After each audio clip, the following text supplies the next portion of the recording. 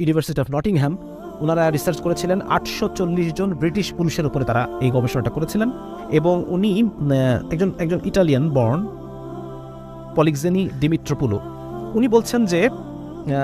মানে 20 এবং 30-এর ঘরে যখন মানুষের বয়স কারো বয়স যখন 20 এবং 30-এর ঘরে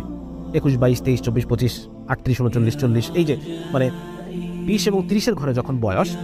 সেই সময় ঘন ঘন হস্তমৈথুন প্রোস্টেট ক্যান্সারের ঝুঁকি বাড়াচ্ছে।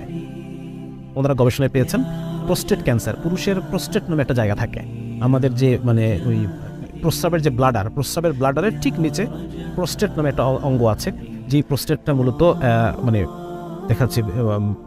পুরুষের যে বীর্য সিমেনের একটা কন্টেন্ট প্রোস্টেট থেকে তৈরি হয়, এরকম কিছু বিষয় আছে আর কি। তো ওইখানে ক্যান্সার হয়, ওখানে ক্যান্সার হয় এবং এই ক্যান্সারের ঝুঁকি বাড়ে ঘন ঘন হস্তমৈথুন করলে 20-30-এর ঘরে যাদের বয়স তাদের ক্ষেত্রে, এবং 20-এর ঘরে যাদের বয়স 21, 22, 23, 24 এই 20-এর ঘরে যাদের বয়স তারা যদি সপ্তাহে 2 বার, দেখেন খেয়াল করে দেখেন, সপ্তাহে 2 থেকে 7 বার,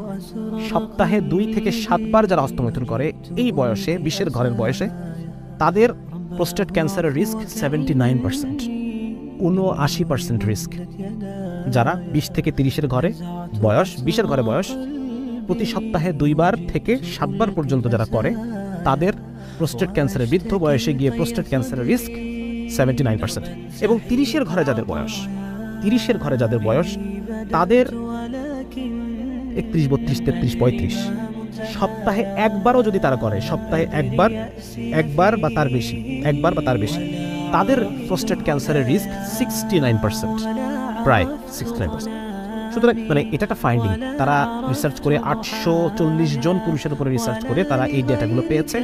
কেন হয়, কিভাবে হয়, এই বিষয়ে বিস্তারিত এখনো আসে নাই, কখনো আসবে কিনা আমরা জানি না, বিকজ তারা তো এটাকে নর্মাল মনে করে বা নর্মাল হিসেবেই তারা দেখতে চায়, বিকজ এটার উপর তাদের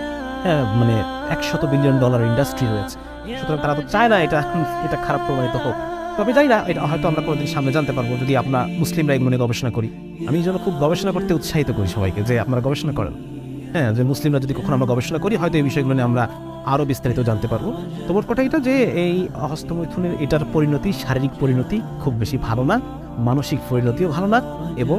পারিবারিক যে প্রশান্তি যেটাকে বলে পারিবারিক শান্তি,